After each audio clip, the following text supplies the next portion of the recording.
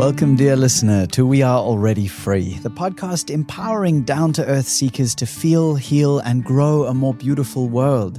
I'm your host, Nathan Maingard, joined gratefully by guests who inspire us with stories of liberation and empower us with the tools, medicines, and practices they have used to remember that we are already free. In today's episode, we're diving into a refreshing solution to a hidden epidemic which is leading to low fertility, plummeting sex drives, dull humans, and much worse, the low testosterone epidemic affecting both men and women. And yes, women need way more testosterone than they realize, so listen for more on that later in the episode. Imagine a world where boosting your vitality, sex drive, and fertility doesn't depend on some crappy surface-level medical interventions which have a gazillion side effects, but instead relies on a simple yet profound embrace of nature's cold elements.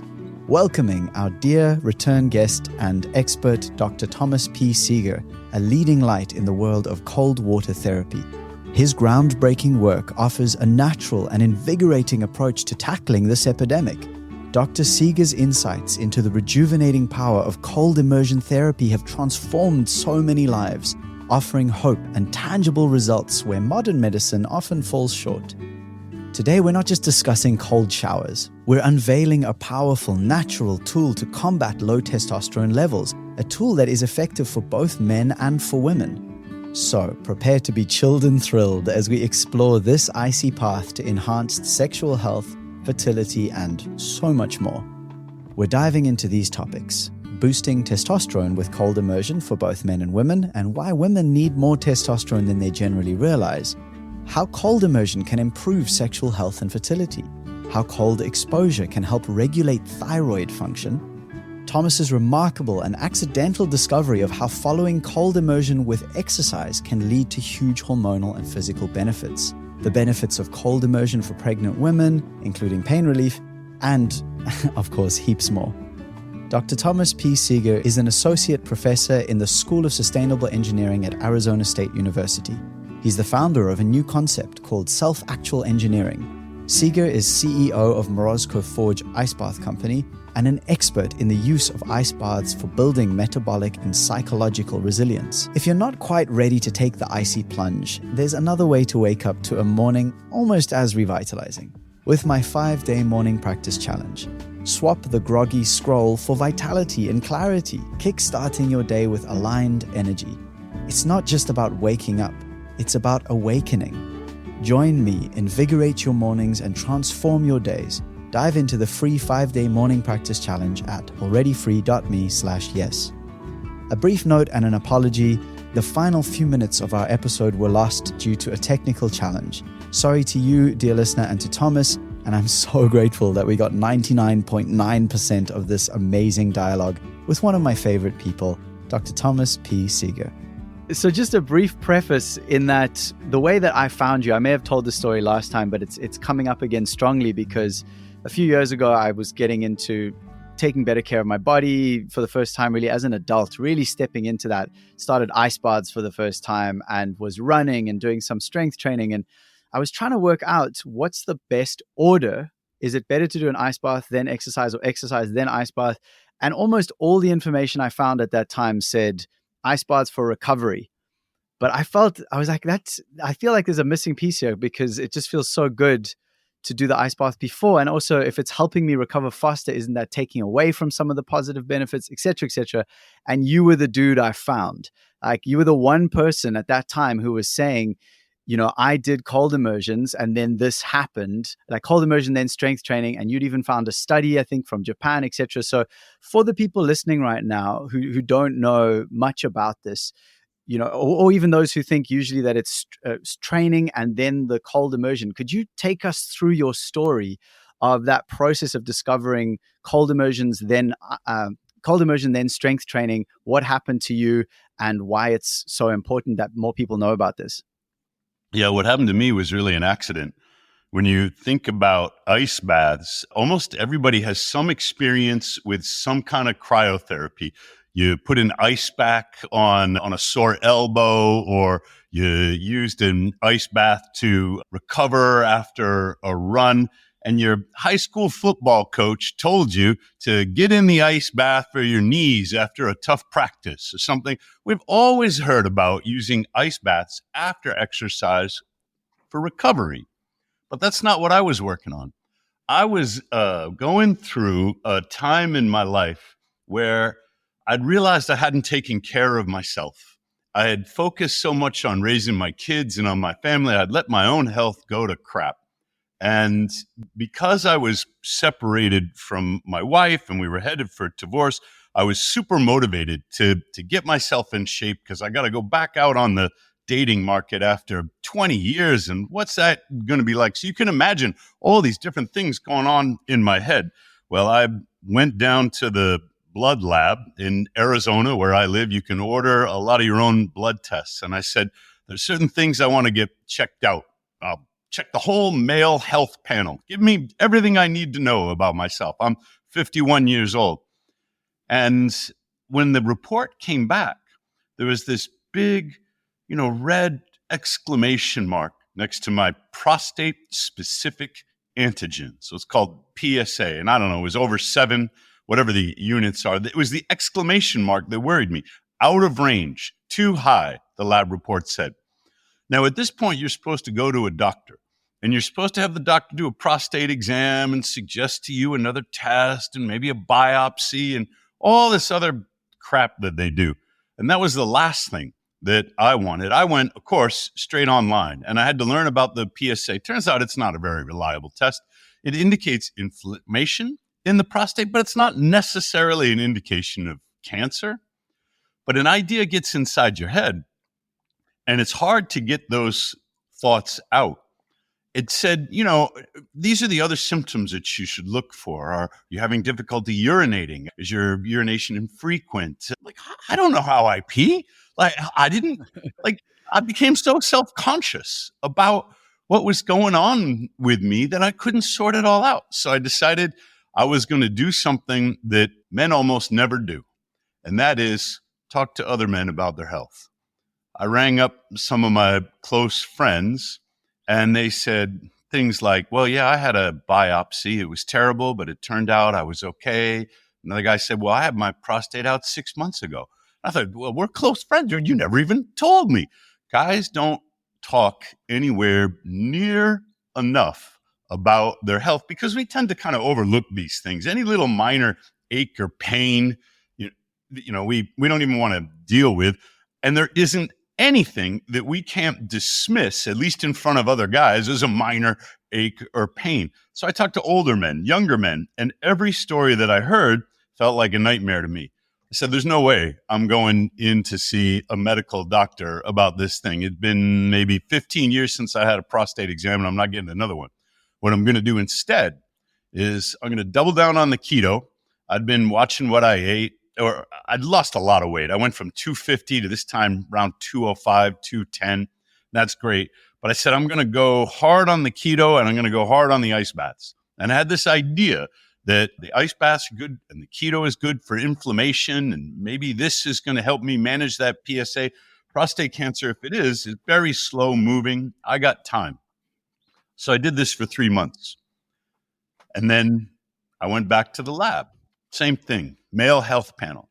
My PSA went from over 7 down to 1.8. And at my age, anything less than 4 is considered ordinary and no big deal. So you can imagine how relieved I was. But there was another red exclamation mark. And this one was next to my testosterone, which I hadn't been paying any attention to at all.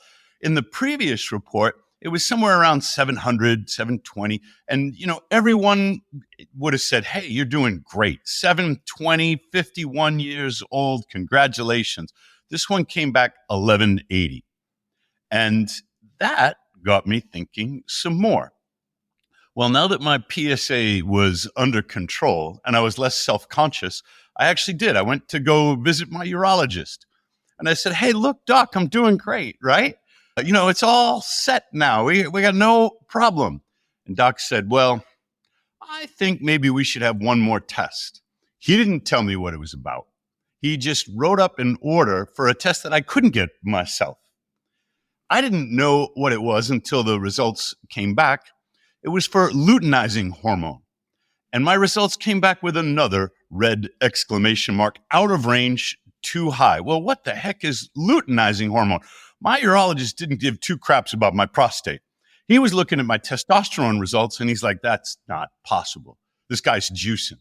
I need to know whether he's natural or whether he's taking some kind of, I can't treat this man if he's going to, take his testosterone supplements on the sly without me. The luteinizing hormone is a signaling agent. That is, it signals your gonads to produce the testosterone. If your T is high and your luteinizing is low, everybody knows you're on some kind of a juice. Well, mine was off the charts. I never heard from my urologist again.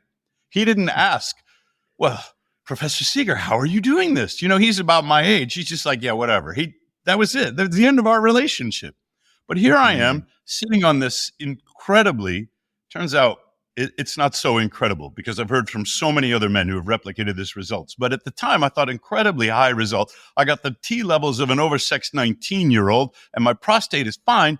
And the conventional wisdom used to be that those two antagonize one another. They used to put men who are trying to manage an inflamed prostate on low T, that is, suppress their testosterone under the theory that testosterone is anabolic and it causes the growth of tissues. And if there's cancer in there, you want to get away from the testosterone. Well, it turns out that was a misconception. The science since then has evolved. There's nothing, you can have high T and low PSA, a high testosterone level and a healthy prostate at the same time, even at my age. But the big question is, how did this happen? You got to go back to me getting in the ice bath, doing my keto, coming out. I had it on my porch and I live in Phoenix. There's no such thing as cold showers here. The tap water is too warm. And I wasn't motivated by exercise recovery. I was motivated by metabolism. So when I got out, I was cold. And what do you do when you're cold? Well, I do my jumping jacks, I do my push-ups, and I walk to my classes on campus at ASU, which is about a mile and a half. Doesn't take a lot of exercise, Nathan. When I went to the library, I found a study from Japan, 1991. They took young Japanese men, like early 20s, typical college student cohort. And at first, they put them on the exercise bike, and then they put them in the ice bath. Testosterone went way down. Luteinizing hormone went way down. And there's some other studies that corroborate this, that if you're going to use cold for recovery, it can help with delayed muscle soreness. It can help you feel better, but it doesn't help you gain. It doesn't help your muscles, and it doesn't help your performance. And so that's exactly what they were testing. Bicycle, cold stimulation. They really only went up to the elbow. Testosterone down, luteinizing hormone down. But then these Japanese guys, they reversed it. They said, well, if we do the cold stim and then we do the cycle, I wonder what happens. Testosterone goes through the roof. Luteinizing hormone through the roof. I didn't know that study. I had just done it because I was uncomfortable and I was scared and I needed to do something. But after I found that study, I said, well, maybe this explains it. Since 1991, there have been a number of other studies, and we're talking, Italian rugby team. So this is all super athletes trying to look at what will boost their performance and speed their recovery. And people have mixed it up, done it a lot of different ways. And the results are difficult to sort through, but they're consistent. When men do the pre-cool, that is their workout, when they do their cold exposure before their exercise, they're going to see a boost in testosterone. They're going to see improvement in anabolic gains. It is exactly the opposite of what your old football coach told you you should be doing. So I wrote an article about it. Meanwhile, my partner Jason said, well, I got to try this. He was in the 600s. He's maybe 12 or 13 years younger than me. And he got himself up into the 900s. So now we have N equals 2. The article, stood up there on our Morozko Forge website. And it was just, this is what happened to me. And this is what the science says maybe explains it.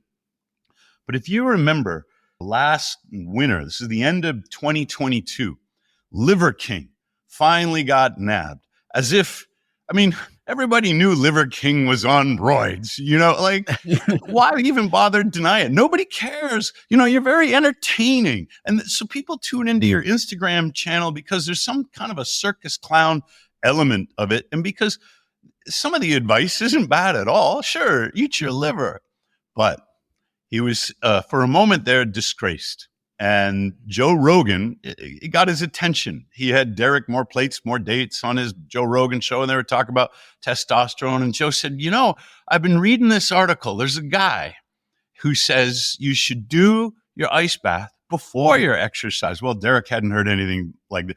Derek knows more about testosterone and hormones and working out and muscle, like in his little finger, than I have in my entire library of information, but he hadn't heard anything like this.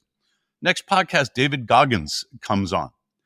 And Joe says, have you ever heard anything like this? And Goggins is like, look, I used to be a Navy SEAL, and there is nothing that will make you question your life faster than cold water. And Joe says, well, let me show you what I mean. He pulls up an Instagram post. He goes, there's this guy. He didn't say who I was. He just scrolled through the post. He read it out to the world. And I started getting emails, direct messages, people reaching out, people who had paused Joe Rogan's video, zoomed in on the Instagram scene to see SEAGERTP, my handle. Like they got a Sherlock Holmes' stuff to find out who I am. And they said, what are you doing? Well, I sent them to the article. This is exactly what I do. Then Nathan, just yesterday, I got another one. People find me on all different places. This one is on LinkedIn. And I like to think I'm easy to find, but evidently people are really working for it. This guy's a software engineer. He says, I think you found the cure to the low testosterone epidemic. And he's right. Testosterone levels in the United States have been dropping for decades, to the point where 25-year-old men today have the testosterone that was typical of a 65-year-old man just 20 years ago. It's terrible. So this guy's a software engineer. He's not a bodybuilder or some kind of Instagram model. He says, I think you found the cure to the low T epidemic. Got my lab results from our functional medicine doctor, and my testosterone is 1,060 at 43 years old. He says, my wife is pregnant with our third child, and it makes sense that I got her pregnant without much trying. Laugh out loud. He's just the most recent one. There are a dozen guys. One 61-year-old man in Massachusetts. He says, I was on TRT. He contacted me over Twitter. He said, I read about your protocol. I didn't even know I had a protocol, Nathan. I was just writing, this is what happened to me. He said, I decided to give it a shot. I go for a swim. It's the wintertime, and there's a pond near my house. And then he's 61. What's his workout? He goes, I power walk home. That's it. He's doing like the soccer mom walk after he jumps in the pond. He's not going to the gym, and he's not, downloading Schwarzenegger videos or anything like that. It's just a brisk walk. He's up to 1,200. He's no longer doing the TRT. He's through the roof. What it tells us is that what our doctors consider normal for male testosterone is unhealthy. I don't want to be normal. I want to be healthy. And just because everybody else has some kind of depressed testosterone level doesn't mean I'm doing fine, when I'm down in the 600 or the 700. I want to be up there where ancestrally, evolutionary, where my body is supposed to be and where I feel good. So I recently retested, and sure enough, it came back over 1,000, which is great for me. It doesn't need to be any higher. My girlfriend has told me, please don't do anything that would increase your testosterone any further. She tells me she's tired, and it's okay.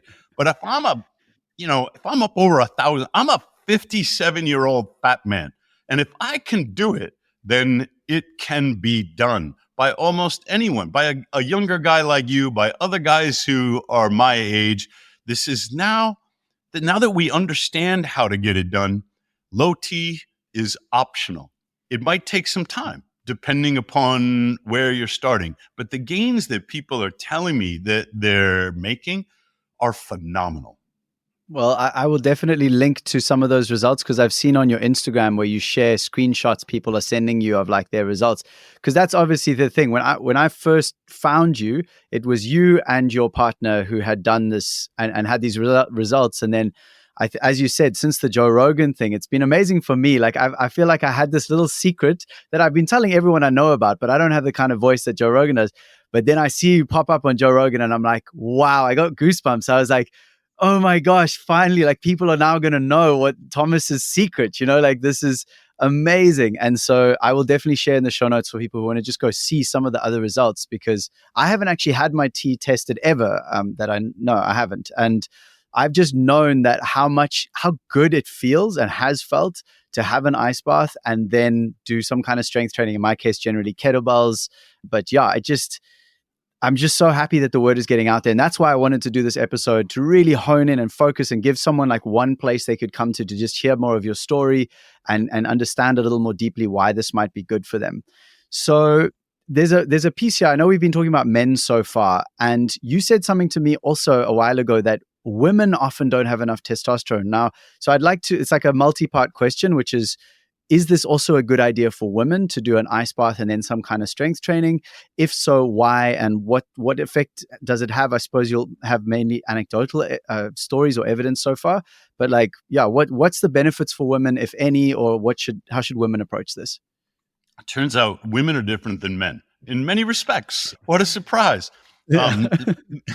Men make their testosterone in their testicles. The testicles are outside the body. Women make their testosterone in their ovaries. The ovaries are inside the body. And so the anatomy of the different sexes suggests that they might respond to a cold environment in different ways, but it's never really been investigated. There is one study, and it was sort of accidental. This was a study of, again, an undergraduate psychology cohort. They had men and women in it, and they were using the cold pressor test, which is cold stimulation, not whole body cold immersion. They're just taking the non-dominant hand and putting it in a bowl of ice water. This is a classic validated psychological stress test. Then they would measure cortisol and other things in the saliva, looking for a stress response. They happened to measure testosterone. The women got a big testosterone boost, but the men did not. What does this suggest? Perhaps women, for reasons of whatever their anatomy is, don't need to do the exercise. Men do. There's no question about that. But it may be that cold stimulation for women results in a testosterone boost independent of exercise. We don't really know, because it's the only study that I've ever found, and it's young women. The dominant sex hormone, everybody knows this, the dominant sex hormone in men is testosterone. It is the lust hormone. What most people don't know is that the dominant sex hormone in women is testosterone. It is the lust hormone. When a woman gets her labs back, testosterone and estrogen will both be reported on the lab if that's what she's testing, and they're in different units. So the estrogen number is higher, and it makes the woman think she must have more estrogen, but she doesn't. When you convert the units, you discover that women have 3 or 4 more times the testosterone in their blood when they're healthy than they have estrogen. Women should be watching their testosterone levels too, especially after menopause. And they have never been studied in this respect, at least not with respect to cold exposure. There are in the United States, no FDA-approved treatments for low T in women. So if a clinician has a menopausal woman, and the most common indication is low libido, because testosterone is the lust hormone, and this patient comes to the clinician and says, I don't feel a lot of energy, I don't feel myself, I have no interest in sex. And the clinician is like, well, your testosterone's a little low. We want to see if we can bump that up. The only option in the US that the clinician has is to take a male protocol and somehow figure out how to adapt it for women. Wouldn't it be wonderful if the clinician could instead say, I think you need a little cold stim. I think, it's going to be good for your metabolism. It'll boost your T level. Tell your husband to watch out, because when you can do it naturally, endogenously, inside your own body, some of these so-called side effects, some of these adverse other effects, they don't become a problem because your body is a holistic system. You cannot just change one thing without changing everything else. And somebody like Derek from More Plates, More Dates, he knows the deleterious risks of doing exogenous T. A lot of the guys in the bodybuilding world know it way better than I would. Imagine what happens to a menopausal woman who's on TRT that was designed for men but tried to adapt for her. So much better if we could just get her in the cold for a little bit. And she's allowed to exercise. It would be wonderful. Then hopefully women will start to write to me and they will say, Professor Seager, this is what happened. And then we can share more knowledge among the ladies too.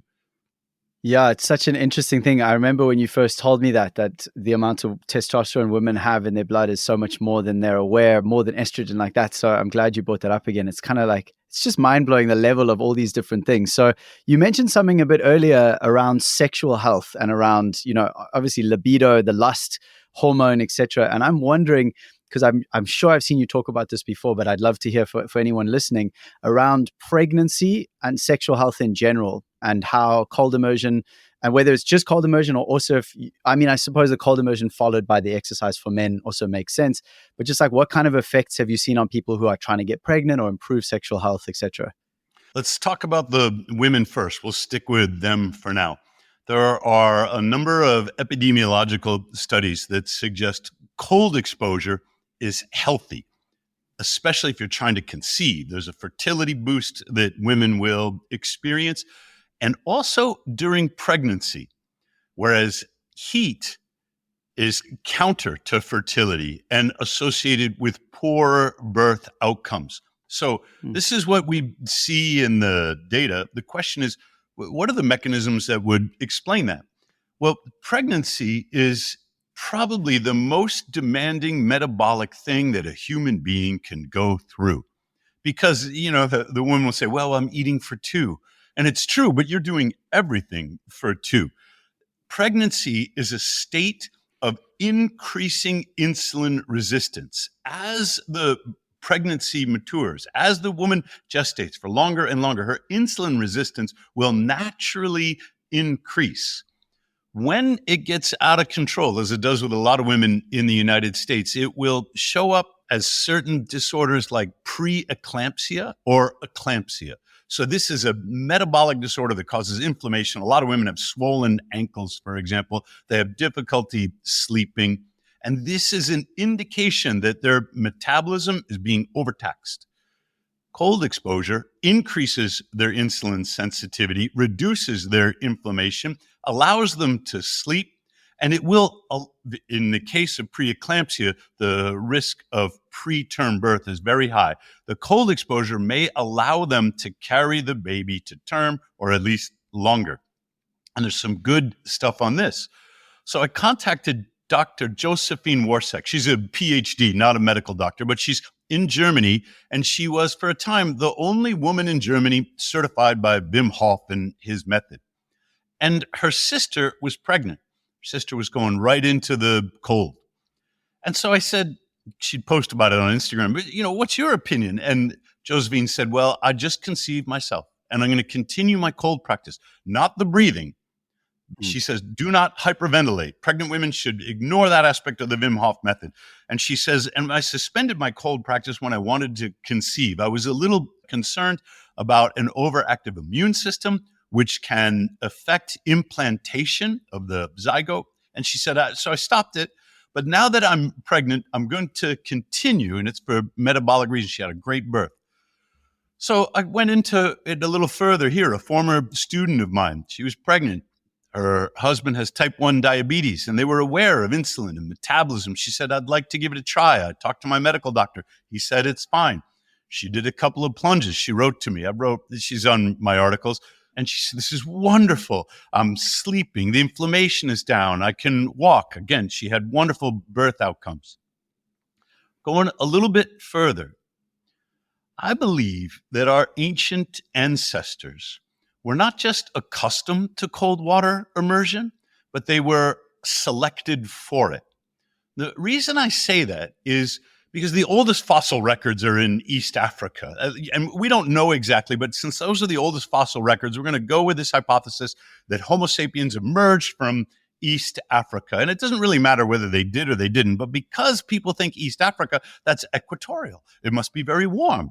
Not everybody needs cold exposure, right?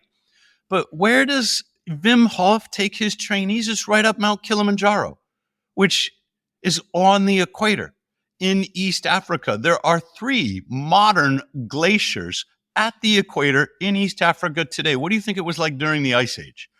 In other words, human beings experienced what's called a population bottleneck. When before we took over the planet and we were down to several thousand Homo sapiens, they lived this sort of marginal existence between the glacier and the ocean. The development of the human brain, this enormous organ that makes us human, requires food resources that are rich in omega-3, rich in DHA. And where were they going to get them? From shellfish, from finfish, from the water. And so why do we walk upright?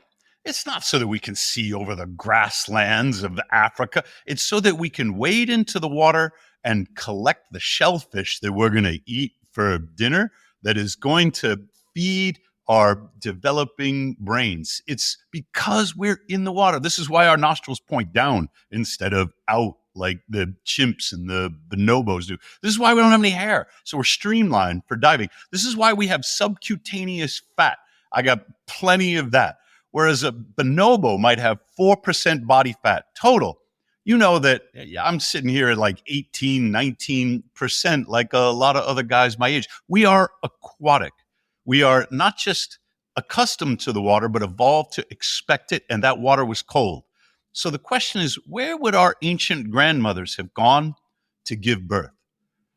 They would have gone in the water, because passing the enormous infant human brain through a narrow pelvis that is built for upright walking, that is no easy task. This is the dilemma of the early Homo sapien.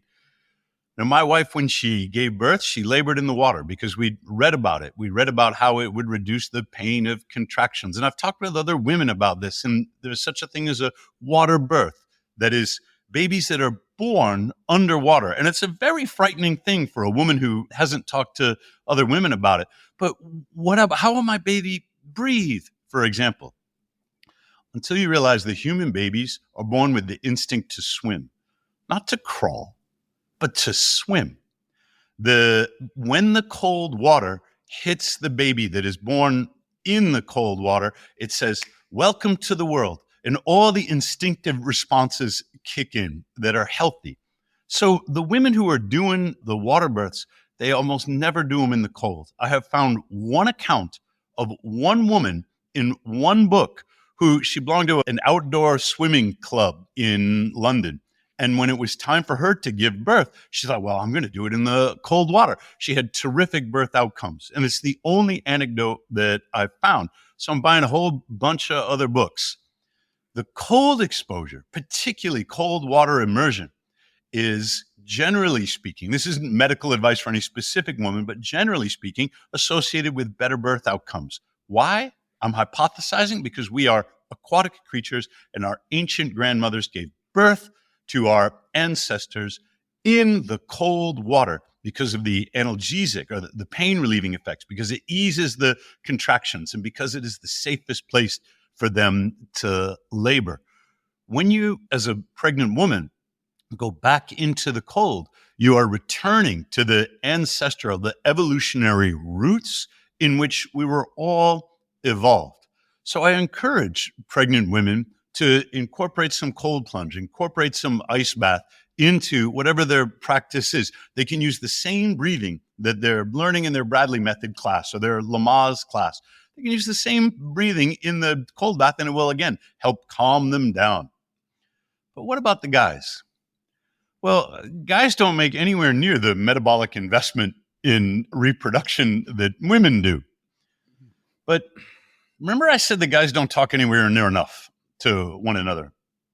one of the things that guys are never going to talk about is how's your dick working? Like they'll talk about their cars or their computer or their phone. Look at this thing I just got, here I can put it in this motor, but they're not going to talk about the function of their reproductive organs, to be more clinical. But guess what? Women talk about this all the time, like all the time, about this guy and that guy and all their experiences. So as I've gotten to hear from women about their experiences with men, it turns out this epidemic of low T is also associated with an epidemic of erectile dysfunction.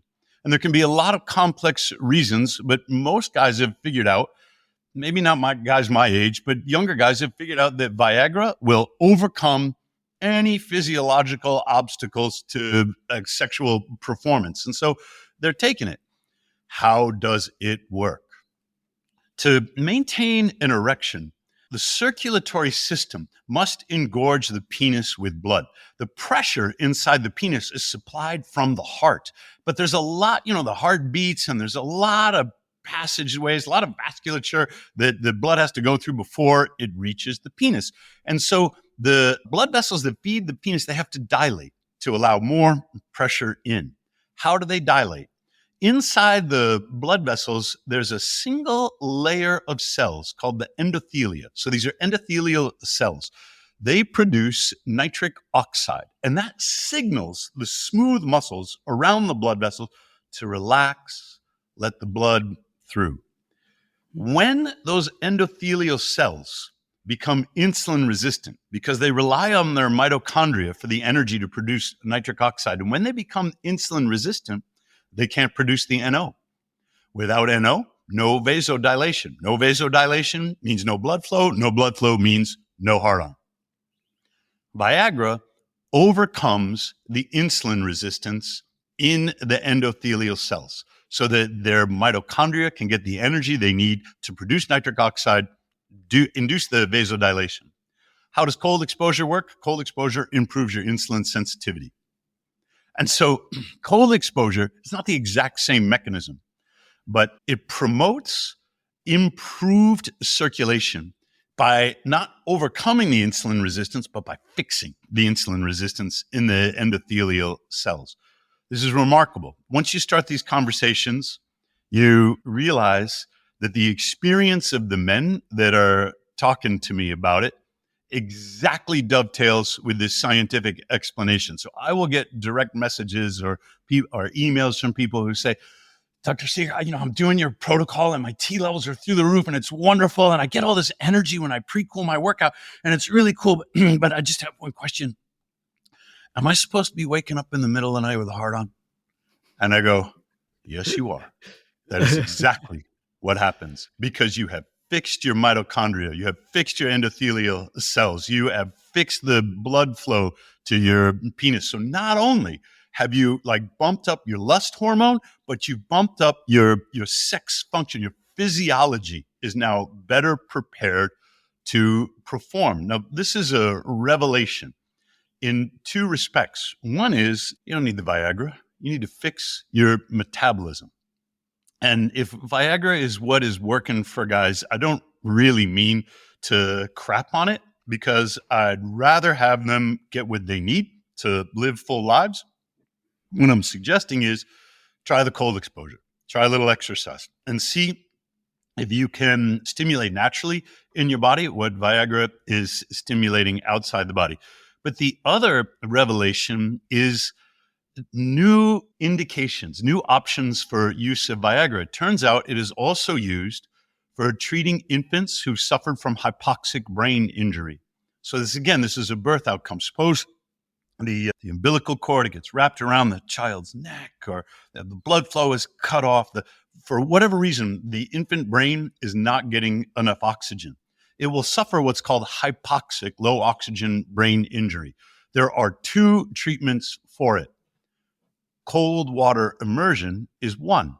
And as pharmaceuticals sort of overtook the more naturalistic approaches, not since the 50s or the 60s has anybody done cold water immersion to treat hypoxic brain injury in infants.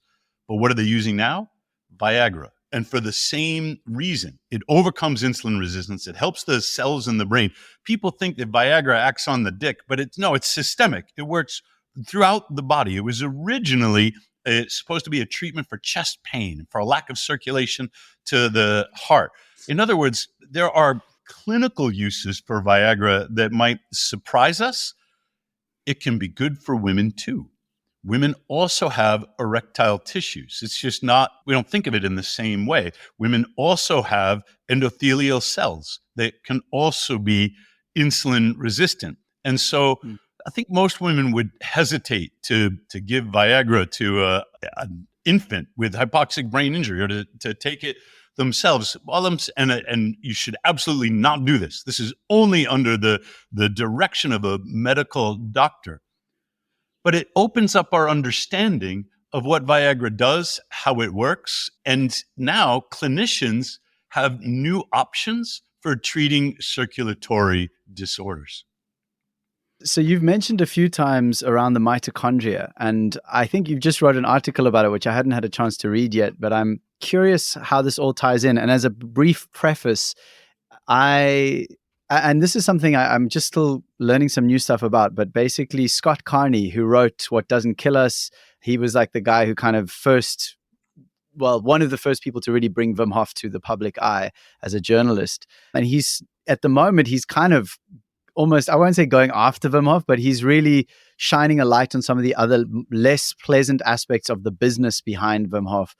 And one of those being that actually they don't do enough to discourage people from hyperventilating and then breath holding in water. And there's actually been a lot of global deaths because of that, things like that. But in this moment, I'm just thinking of it because my understanding was and is at this point, although listening to Scott Carney recently talking to a scientist about brown fat, it sounds like I'm not sure at this point if cold immersions over time do increase our brown fat reserves. I thought that they did. But either way, my understanding of brown fat is that the reason it's this different color, this darker color, is that it's so rich in mitochondria. And now you're talking about, and mitochondria, my understanding is like it's the batteries of the body. It's where we store our energy that can then be released. And so the more brown fat, the more we have the capacity to store and release heat energy or just energy, like having energy. So I might be off on a few points there, not knowing a huge amount about it, but I would just love to hear you speak to that, to the mitochondria. Why is mitochondria important? What's it doing in the body? And how is cold immersion and strength training a part of that? So we're going to get to mitochondria, but you've touched on two other topics that I want to comment on: Scott Carney, Wim Hof, and then mitochondria. Scott and I talk a lot. We have a lot in common, and we are a lot different. And the fact that we can keep our dialogue going, I'm very grateful for talking with Scott, despite the things that we see differently. Scott's a journalist. I'm a scientist. And this means that we're coming at our storytelling and our knowledge sharing with a couple of different goals. I'm not speaking for Scott, but I think Scott's got some good reasons to be pissed.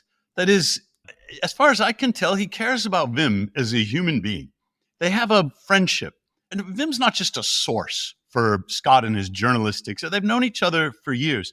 And Scott thinks Wim's not being treated right by his son and by the organization that now owns his name and his method.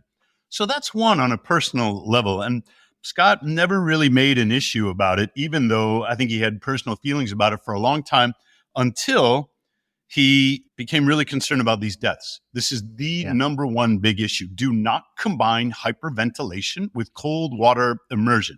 The mechanisms are like this. When you hyperventilate, you purge your bloodstream of carbon dioxide. It is carbon dioxide inside the body that gives you the urge to breathe. It's not a lack of oxygen. It is a buildup of carbon dioxide.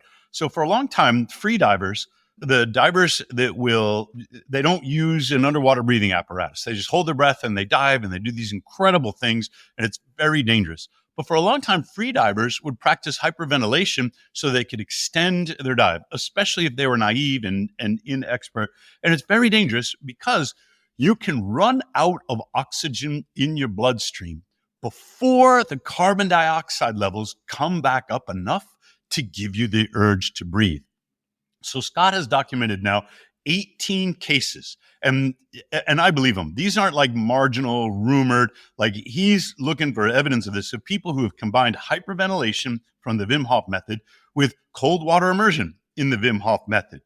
And if you do this, if you put them too close together, or if you hyperventilate in the water and you pass out from lack of oxygen or an extended breath hold before you feel the urge to breathe, you're going to drown. There are some famous cases. Josh Watson is one. He's the chess prodigy who wrote a wonderful book called The Art of Learning. And he was practicing the Wim Hof method in New York City in a pool. He passed out in the pool, and thank goodness he wasn't alone. They pulled him out. They resuscitated him. And I would hate for the world to lose him. I don't know him, but I've enjoyed his books. But there are at least 18 deaths. And so now Scott has personal feelings about Wim, and he's got these professional feelings about people need to know. Never combine hyperventilation or do breath holds in the water. And so it looks like Scott is down on cold exposure. He's down on the Wim Hof method. I don't think he is. Careful in his videos to say that the Wim Hof method has changed his life, that there are these incredible health benefits. He's still a big believer in cold exposure, especially. The caveat is to get people to stop doing the hyperventilation and the cold water immersion together. Now it comes to brown fat and mitochondria. Scott and the subject that he recently interviewed on YouTube is wrong. We have measurements to demonstrate this. And I haven't listened to the whole YouTube. It just went up a few days ago. But the thesis is in not a trailer, but some snippets that came out a few weeks ago that, well, people aren't rodents. Right. Congratulations on that revelation. You take a mice or a mouse or a rabbit or a rodent or whatever it is. You can do all the things you want with brown fat. You can dissect the brown fat. You can study all the pathways of UCPT1 decoupling and cold thermogenesis. You can do wonderful things with rodents that you can't do with people. People aren't rodents. But the thing is, we don't need them to be. We don't need to extrapolate from animal models to understand brown fat. The brown fat denialism has been present for decades. Brown fat wasn't discovered, and I use that term very loosely, until about 11 years ago. We always knew that it was in infants because a substantial portion of an infant's body weight is brown fat. And I forget exactly what it is, something like 18 or 20% of a baby is born. It's all brown fat. And the reason is because that's how they keep themselves warm. Infants don't have mature skeletal muscles, so they don't shiver. They only do non-shivering thermogenesis. And if you go back all the way to Hippocrates, he noticed that infants who are exposed to the cold in the wintertime did very well and were very healthy. So infants are built for cold exposure, but then we grow up. By the age 40 in the United States, 95% of the American population has zero detectable brown fat. And how does that happen? Because we don't go out in the cold, because we're not exposed to the cold. Scott has this great TEDx talk. He talks about Samoset coming out of the wilderness of Massachusetts to find the pilgrims, in November or whenever it was. And it's cold and the pilgrims are all bundled up and Samoset's running around in a loincloth. He's half naked. He was captured by English sailors when he was a child and they taught him to speak English. And then he escaped and he taught the pilgrims, these are my people, how to plant corn and eat lobster and live. And they couldn't understand why he didn't get cold, because he was cold acclimated. And if we don't stay cold acclimated, we lose all of our brown fat. And then we say things like, oh, I'm no good in the cold. No, I got to turn the thermostat up. My doctor says that I should bundle up and stay out of the cold. Our bodies are evolved to expect cold, just like our bodies are evolved to expect exercise or certain nutrients in our diet or expect sunshine. And if we don't get enough of it, it is no wonder that we lapse into a state of dis-ease, of disorder. So what do I mean by brown fat denialism? Well, brown fat was showing up on the PET scans of cancer patients for a long time. They were looking for cancer inside the body, and these sort of false signals would show up. The signals were brown fat. And people dismissed it and said, oh, well, that's not really, we don't think that's a tumor there. No, we're focused over here. They didn't see it because they weren't looking for it. And it wasn't until about 11 years ago that the researchers said, you know what, I think that's brown fat. And everybody said, oh, you're right. For some reason, there's a prejudice in the human condition that says we don't want to be associated with the lab animals or with the children. We're all grown up now. We don't have any more brown fat. Now, I take the opposite view. Take me back in time to childhood. That sounds wonderful to me. Susanna Soberg is the most popular, the most famous of this. She did her study of winter swimmers in Denmark. She found brown fat. She compared those who do regular cold exposure with those who do not. Brown fat pops right off the scans. I don't know why Scott is interviewing people that says brown fat's overrated. There's no such thing. Brown fat is not just for cold thermogenesis. It is also a secretory organ. It produces more T3 thyroid hormone than the thyroid or any other organ in the body does. Ben Bickman is really good on this. He did a recent post. If you don't have enough brown fat, because the brown fat and the thyroid work together, they signal and modulate one another. If you don't have enough brown fat, your thyroid tends towards dysregulation, whether it's hyper or hypo. One of the ways to bring your thyroid back in line is to get your cold exposure and recruit new brown fat. There are now scientists who become brown fat specialists. And evidently, Scott's interview subject isn't talking to the right guys. You are correct that the brown fat is packed with mitochondria, thousands of mitochondria, whereas white fat might have hardly any. Brown fat has all of this mitochondria, not because it stores energy, not because it acts like a battery. It is an energy converter. So glucose or triglycerides will be transported inside the brown fat cell. They will reach the mitochondria, and the mitochondria will do, one of two things, but they'll convert the glucose or the fats into a different form of energy. Now, that energy could be heat. That's the non-shivering cold thermogenesis, or it could be ATP. And ATP is an energy carrier that enables life, whether it's growth or exercise or wound repair. ATP is the essential energy carrier that travels from the mitochondria to the cells that need that energy. So think of the mitochondria more like the engine. In a car, the engine converts the chemical exergy in gasoline into mechanical work, and it makes the car go. Well, mitochondria will convert the chemical energy of glucose or triglycerides into different forms of energy that your body needs, whether it's heat or ATP for growth, wound repair, exercise. I'm so glad I asked you about that, because it didn't make sense to me. And I only just, because as you said, that episode really just came out, and I was cleaning the house 3 days ago, and I started listening to it. And I listened not to the whole thing yet, but a lot of it.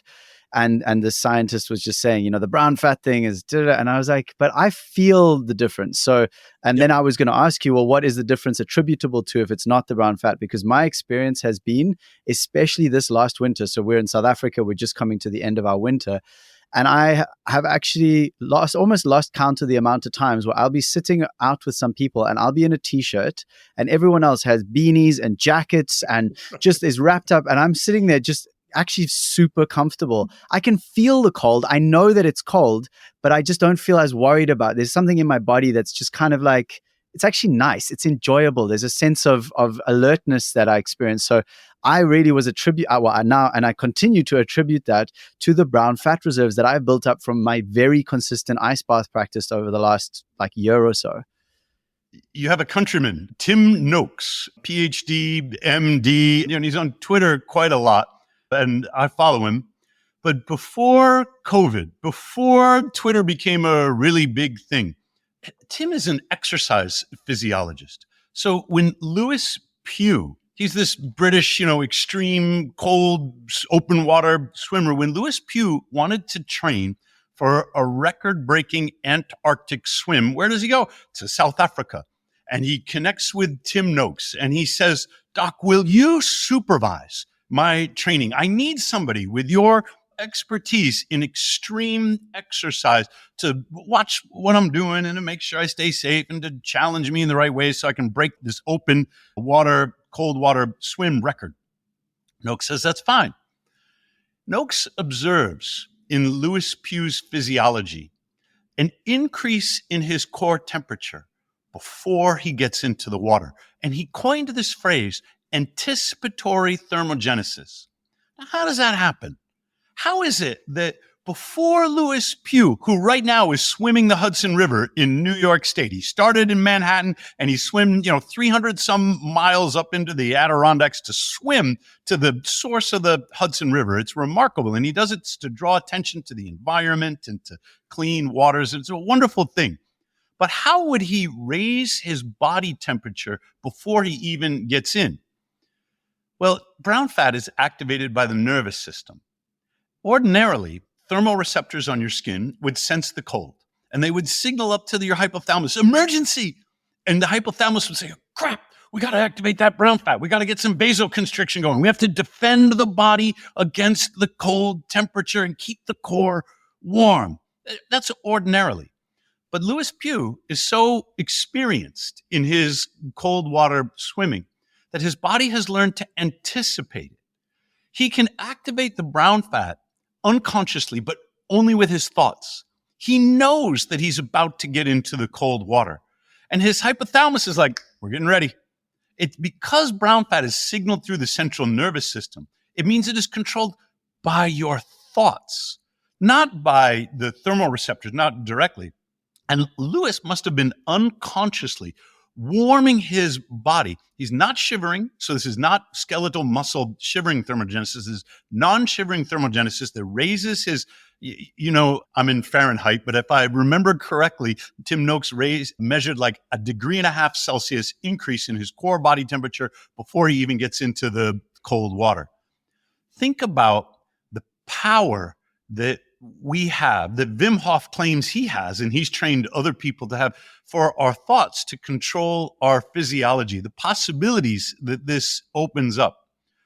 Why anybody would say, well, you can measure brown fat in a PET scan, and we can notice when it's activated and taking up glucose.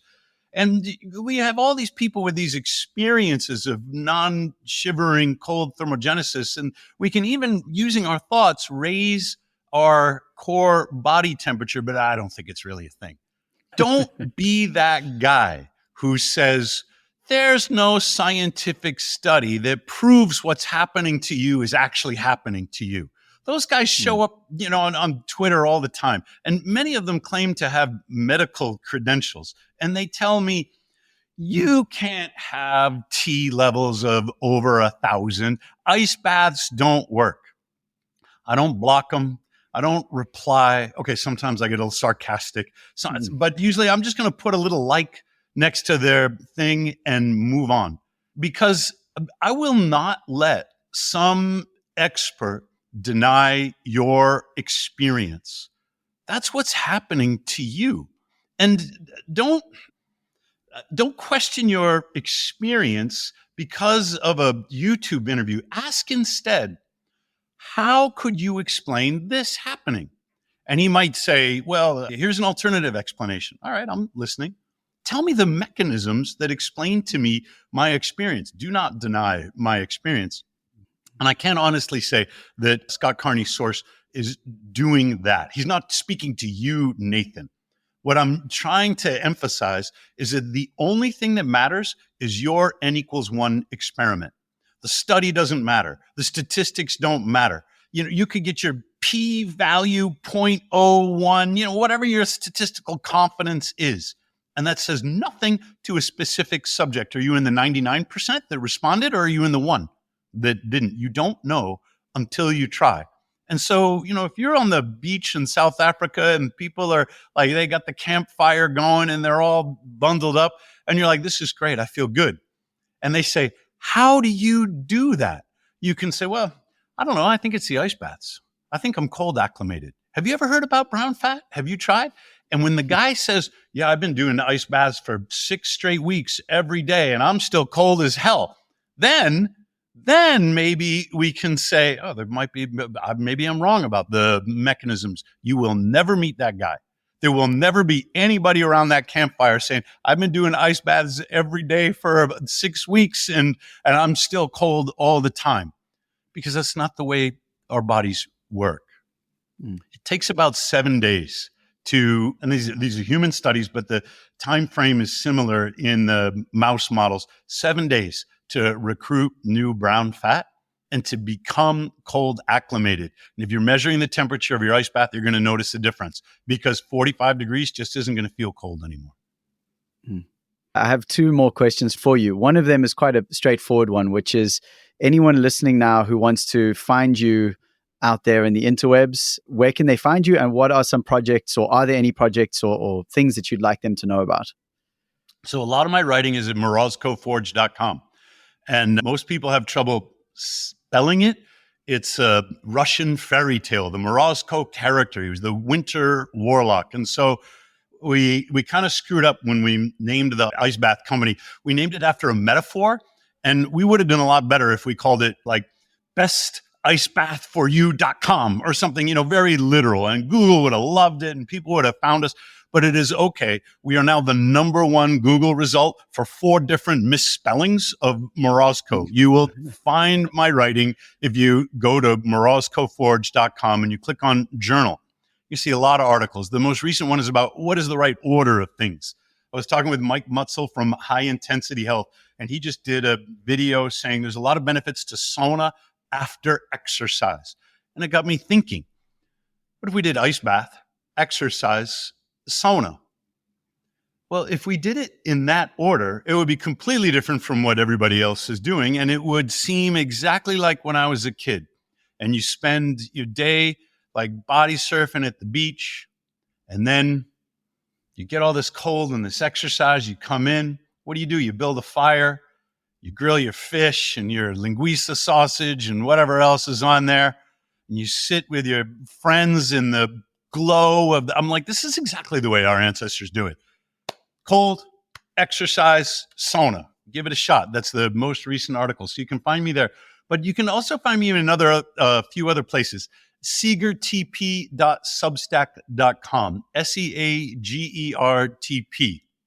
And if you're curious about other things going on in my life, I write about education and relationships and a whole bunch of random stuff that makes it very difficult to find an audience, because people go to Seager TP, they don't know what they're going to find. Are they going to find something on, an excerpt from my book? Are they going to find like a sample chapter from Uncommon Cold? Are they going to find an article about the difference between boundaries and ultimatums in your relationships? It's confusing for an audience. And I put the stuff out there anyway because I enjoy writing it and I often get good feedback. So those are the 2 places to find me. And what you really care about is engineering, and in particular, ethics and engineering business practices and resilient infrastructure. Then you can find me on YouTube, where I post some of my lectures on economics and infrastructure.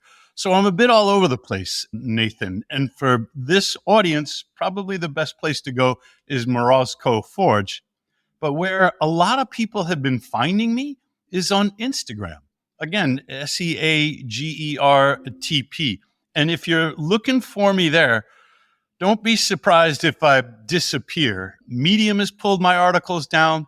Twitter had me on, their shadow ban timeout for a week. I say a lot of things that make my dean angry at me, and I don't own Instagram. You know who does. And someday I might say something that, just like Tim Noakes when he got canceled up or kicked off of Twitter, that gets me kicked off of these social media platforms too. Well, thank you for sharing. As always, I so appreciate your knowledge and your passion and making it so accessible for the rest of us who don't, read studies or know how to do all that kind of stuff. So I've gained so much through just following your advice in my own life. So the final question, which you've been asked before because you're a return guest, but in this moment, when you hear the words, "We are already free," what comes up for you? There's some strong feelings because part of it, there's a little child in me that says, no, we're not.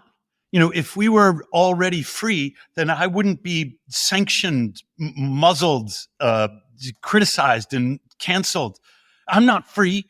This whole bullcrap about freedom of speech, but not freedom of reach, so there's an objection. And I sense this is something childlike, because if you take we are already free and you think about how people like David Foster Wallace might have reacted, in what way are we are free to choose our own thoughts? We are free to choose our own meaning. And we often get caught up in the traps of allowing other people to choose that meaning for us. So when the child in me sort of quiets down, I remember Viktor Frankl. I remember Maslow's pyramid. And I call my Substack Self-Actual Engineering. So it's after Maslow. Civil engineers, we always work at the bottom of Maslow's pyramid with the food and the shelter and the clean water and things like that. But Viktor Frankl, who was a contemporary of Maslow, it's just that when Maslow was publishing his hierarchy, Frankl was in a Nazi concentration camp.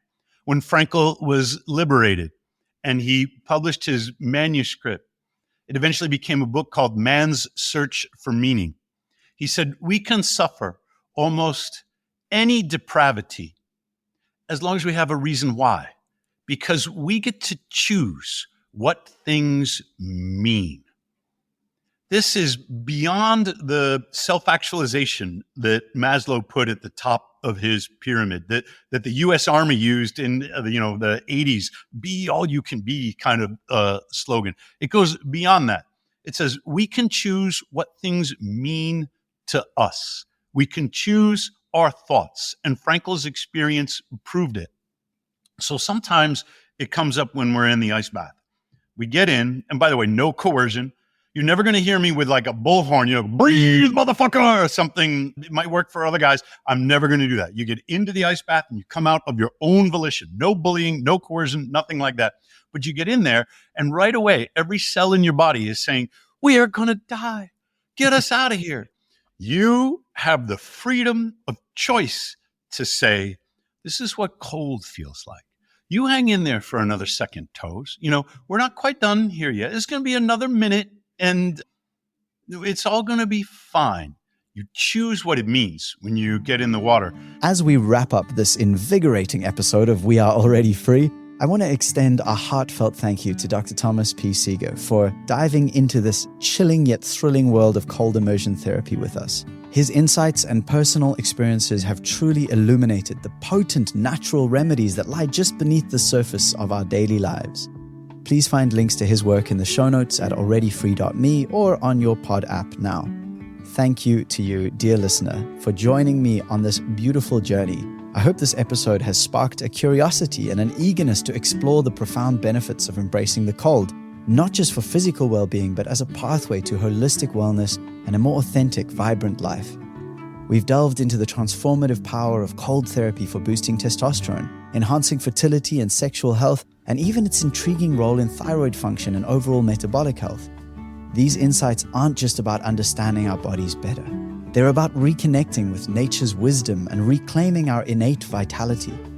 If this episode resonated with you, please share it with someone who could benefit from these natural, empowering health strategies. Sharing this knowledge is more than just spreading information. It's about fostering a community of well-being, awareness, and personal growth. Your support in sharing this episode helps me and this podcast to reach and inspire many more individuals on their journey to holistic health and authentic living. Before we end, let's take a moment to acknowledge a familiar morning struggle. You know the scene. The alarm buzzes for the fourth time and you're still snuggled under your warm covers, reluctant to face the day. You reach out, half asleep, and suddenly find yourself lost in the endless scroll of your phone, feeling even more drained than when you first woke up.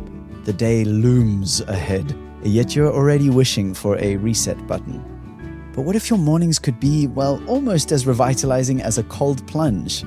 Imagine starting your day not with grogginess, but with a surge of vitality and clarity. Kind of similar to that rejuvenating effects of the cold immersion that we've explored in this episode. This is where my 5-day morning practice challenge comes in. A simple yet transformative way to redefine your mornings. Just as Dr. Seager has discussed the power of embracing the cold for holistic health, this challenge is about embracing a new morning routine that sets the tone for a day full of purpose, energy, and focus. It's not just about waking up, it's about awakening. Each day of the challenge guides you through practices that invigorate your body and mind, preparing you to meet the day vibrantly. So, are you ready to take the plunge into a more fulfilling morning ritual? Join me in the free 5-day morning practice challenge and transform your mornings from mundane to meaningful. Go to alreadyfree.me/yes or visit the show notes now to begin your journey. Thanks again for being on this journey with me, dear listener. Stay tuned for more episodes where we continue to explore the beauty of life and how we can connect more wholly with that. And as always, please remember, we are already free.